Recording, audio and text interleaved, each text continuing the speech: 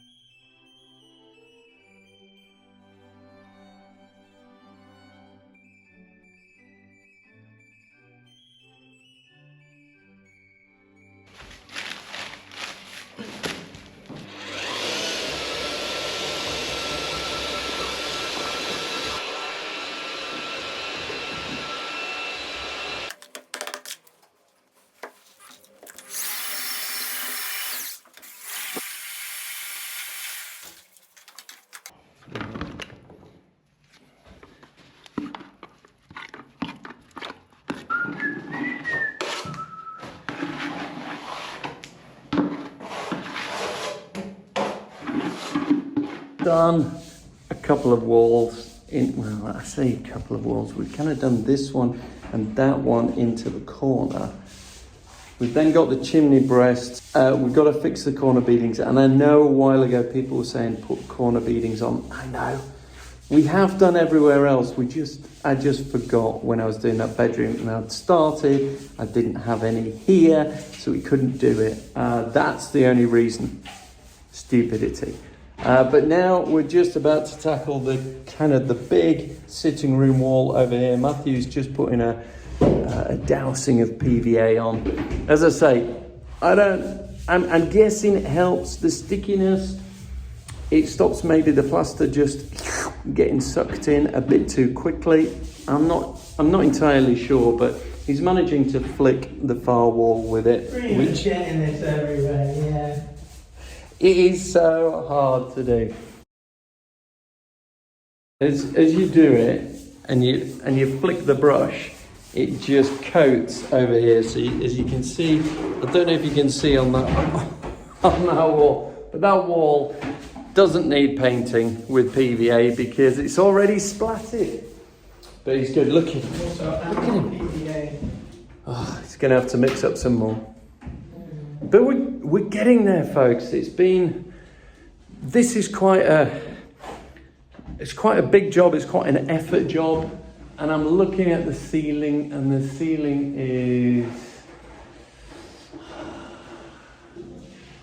it might need skimming.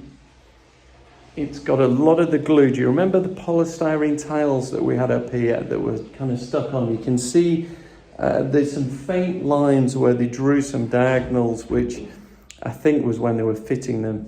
He probably put in some diagonals there to run the tiles. Anyway, they've gone, but they've left a lot of the glue stuck to the ceiling.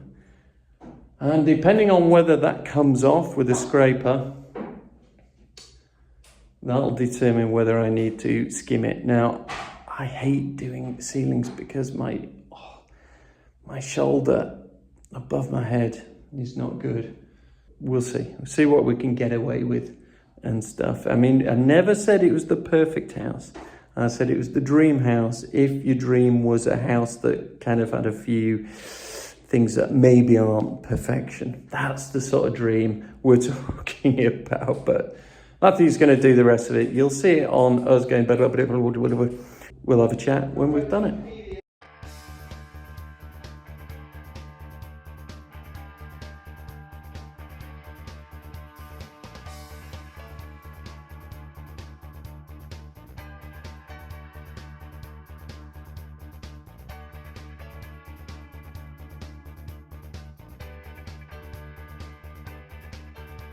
Well, I think we've done another couple of walls, and I don't know if you can see it in the fast motion, but I put on one coat, sort of put it on reasonably well.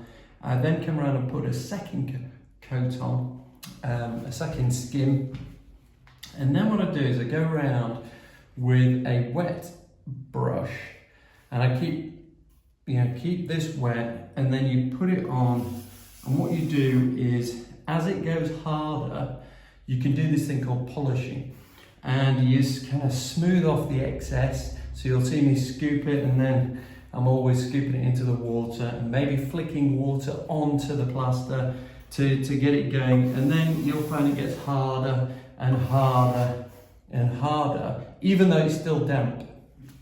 The thing is, if you don't have it wet, as you go over it, sometimes the adhesion of the plaster is so much it sticks and you kind of tear it off. So it's a skill that one day I might get reasonable at. But you flick a bit of water on like that and you go over it, the water gets absorbed in, and what you get is a slightly polished, shiny look to it. I guess hence the term polishing. I find that I think I've done it quite well, and then I get a really bright light on it. Oh man, it's all over the place. There's little dinks and stuff. But what you can do is, if you've got a bit of plaster left, you just put a tiny bit on and you can work it in and fill the bigger holes. But That's pretty smooth. And pretty smooth. I can just feel a rough bit there. So I'll just give it a quick polish over.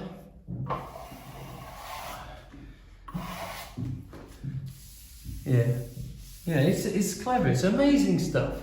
But there you go. Plastering for today. We're done. Matthew's done an amazing job helping me out. I think he's lurking somewhere back there.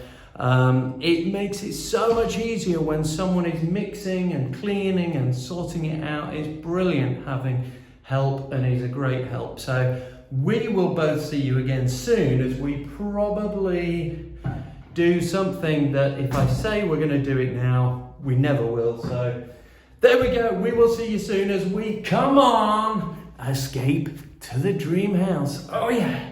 See you then.